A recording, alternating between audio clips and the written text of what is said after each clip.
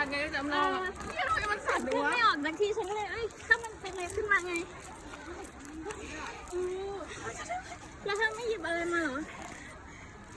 เดี๋ยวตอนแรกอะ เราเหมือนรู้ตัวเลยแบบแผ่นดินไหวใช่เรารู้ตัวตั้งแต่แบบตอนแรกอะเราคิดว่าโต๊ะมันสั่นแล้วก็นั่งโต๊ะแล้วก็แบบเอียงก็ไม่ได้สั่นนะโอ้ยเนี่ย ฉันนึกว่าเขาไม่ทำอะไรกันหรือเปล่าแล้วตื่นเพลงเฉยๆ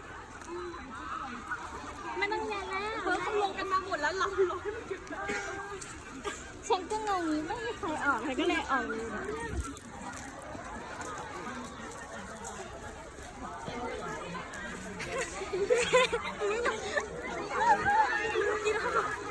วิ่งเลยอ่ะ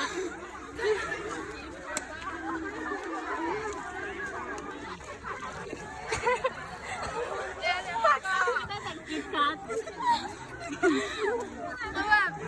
เนี่ย